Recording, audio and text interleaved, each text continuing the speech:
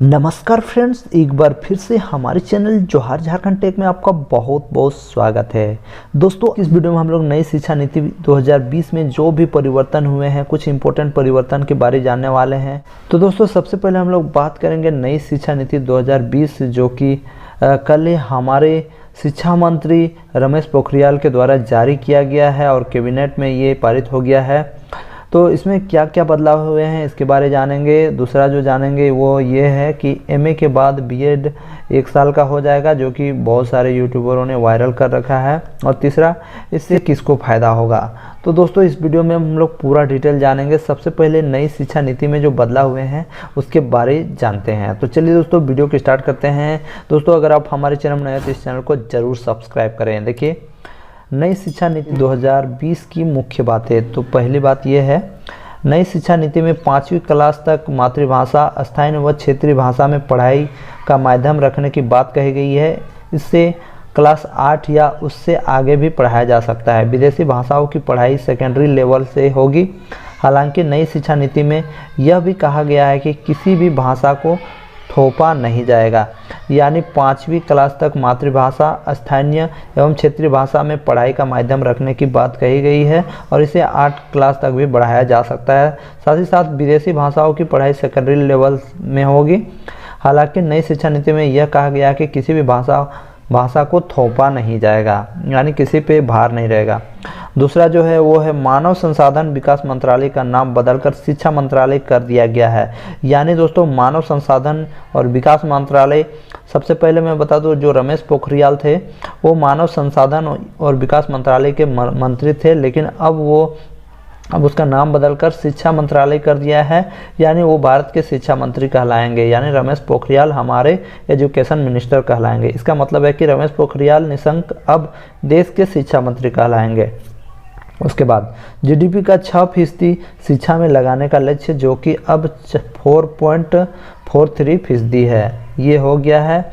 अब आगे देखते हैं दोस्तों, तीसरा जो नियम क्या है। नई शिक्षा का लक्ष्य 2030 तक 3 से 18 आयु वर्ग के प्रत्येक बच्चे को गुणवत्तापूर्ण शिक्षा प्रदान करना है, ये हो गया दूसरा पॉइंट है। उसके बाद आगे क्या है, 6ठी क्लास से वोकेशनल कोर्स शुरू किए जाएंगे। इसके लिए इसके इच्छुक छात्रों को 6ठी क्लास से ही इंटर्नशिप कराई जाएगी। इसके अलावा म्यूजिक और आर्ट्स को भी बढ़ावा दिया जाएगा, इससे पाठ्यक्रम में लागू किया जाएगा। यानी म्यूजिक आर्ट्स को भी बढ़ावा दिया जाएगा, यानी ये सब वोकेशनल कोर्स है, इनको 6ठी क्लास से ही लागू कर दिया जाएगा। चौथा जो नियम बनाया गया है, उच्च शिक्षा के लिए एक सिंगल रेगुलेटर रहेगा, लॉ और मेडिकल एजुकेशन को छोड़कर। यानी अब यूजीसी, AICTE समाप्त कर दिए जाएंगे और पूरे उच्च शिक्षा के लिए एक national higher education regulatory authority का गठन किया जाएगा। उस शिक्षा में 2035 तक 50% ग्रोस इनरोलमेंट रेशियो पहुंचाने का लक्ष्य है। ये था दोस्तों चौथा पॉइंट। अब देखते हैं 5वें पॉइंट में क्या है। जो महत्वपूर्ण बदलाव है वो क्या है, पहली बार मल्टीपल एंट्री और एग्जिट सिस्टम लागू किया गया है। आप इसे ऐसे समझ सकते हैं, आज की व्यवस्था में अगर 4 साल इंजीनियरिंग पढ़ने या 6 सेमेस्टर पढ़ने के बाद किसी कारणवश आगे नहीं पढ़ पाते हैं तो आपके पास कोई उपाय नहीं रह जाता है। लेकिन मल्टीपल एंट्री और एग्जिट सिस्टम में 1 साल बाद सर्टिफिकेट, 2 साल बाद डिप्लोमा और 3-4 साल बाद डिग्री मिल जाएगी। इससे उन छात्रों को फायदा होगा जिनकी पढ़ाई बीच में किसी वजह से छूट जाती है। यानी दोस्तों, अगर आप बीच में पढ़ाई छोड़ के जाते हो तो आपको इसमें कोई प्रॉब्लम नहीं होगा। कोई भी फैमिली कंडीशन के कारण आप 2 साल पढ़ने के बाद अगर आपका कोई फैमिली में कोई प्रॉब्लम हो गया है तो आप एक निश्चित समय तक आप कह के जा सकते हो कि मैं 1 साल बाद फिर से पढ़ने आऊँगा, तो आपको फिर से पढ़ने दिया जाएगा। साथ ही साथ जो आपका जो फर्स्ट ईयर या सेकेंड ईयर जो पढ़ के जाते हैं वो सर्टिफिकेट मान्य रहेगा। उसके बाद आप आगे की पढ़ाई कर सकते हो। यानी दोस्तों, आप एक निश्चित समय तक आप छुट्टी ले सकते हो, उसके बीच में आप कहीं जा सकते हो, कुछ आपका घर में प्रॉब्लम है तो भी जा सकते हो। उसके बाद फिर जब आओगे तो आपका जो पढ़ाई होगा उसी जगह से स्टार्ट होगा जहां से आप छोड़ के गए थे। तो ये एक बहुत ही बड़ा फायदा होने वाला है जो कि इंजीनियरिंग वाले छात्र हैं। छठा जो पॉइंट है, छठा जो नियम बनाया गया है वो उच्च शिक्षा में कई बदलाव किए गए हैं। जो छात्र रिसर्च करना चाहते हैं उनके लिए 4 साल का डिग्री प्रोग्राम होगा। जो लोग नौकरी में जाना चाहते हैं वो 3 साल का ही डिग्री प्रोग्राम करेंगे, लेकिन जो रिसर्च में जाना चाहते हैं वो 1 साल एमए के साथ 4 साल के डिग्री प्रोग्राम के बाद सीधे पीएचडी कर सकते हैं। उन्हें एमफिल करने की ज़रूरत नहीं है। ये है दोस्तों छठा नियम जो कि पारित किया गया है। अब देखते हैं आगे क्या है। सातवां जो इम्पोर्टेंट बात है दोस्तों इस नियम में वो है शोध करने के लिए नेशनल रिसर्च फाउंडेशन यानी एनआरएफ की स्थापना की जाएगी। एनआरएफ का मुख्य उद्देश्य विश्वविद्यालयों के माध्यम से शोध की संस्कृति को सक्षम बनाना है। 8वां है एनआरएफ स्वतंत्र रूप से सरकार द्वारा एक बोर्ड ऑफ गवर्नेंस द्वारा शासित होगा।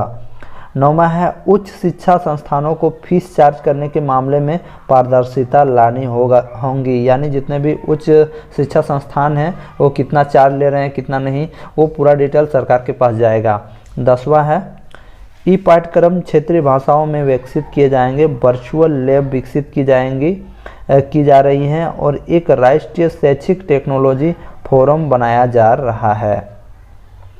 और दोस्तों ये जो 11वां जो इम्पोर्टेंट नियम बनाया गया है वो है नई शिक्षा नीति के अनुसार मार्च 2022 के बाद कोई अनुबंधित पारा शिक्षक और नियोजित या अनुबंधन पर स्कूलों पे नहीं रहेंगे। यानी सभी शिक्षक को अपना टेट पास करना होगा अस्थाई होने के लिए, या तो वो लोगों को अस्थाई कर दिया जाएगा या वो लोग को हटा दिया जाएगा। और उसमें कुछ नियम स्पेशली बनाए जा सकते हैं उनको अस्थाई करने के लिए। यानी अनुबंधित में कोई नहीं रहेंगे, अनुबंधित शिक्षक अब से नहीं रहेंगे स्कूलों में। जो भी शिक्षकों की बहाली होगी सीधे अस्थाई होगी। अनुबंधन के आधार पर किसी भी शिक्षक का बहाली नहीं होने वाला है। तो दोस्तों कुछ यूट्यूबर्स द्वारा ये फैलाया जा रहा है कि यदि आप एमए या एमएससी किए हो तो आपका बीएड 1 साल में पूरा हो जाएगा। तो मैं आपको बता दूं ऐसा नियम अभी तक नहीं लागू किया गया है। ऐसा नियम जो नई शिक्षा नीति 2020 बनाई गई इसमें कहीं ऐसा उल्लेख नहीं है। यहाँ पर मैं बता दूं दोस्तों एमए जो करेंगे और जो पीएचडी करना चाहेंगे उनको एमफिल नहीं करना होगा, ये कहा गया है। यहाँ पर बीएड के बारे जिक्र नहीं है। ऑलरेडी मैं बता दूं दोस्तों बीएड के लिए इंटीग्रेटेड कोर्स ऑलरेडी चल रहा है जिसमें आपका 4 साल में सब कुछ कंप्लीट हो जा रहा है।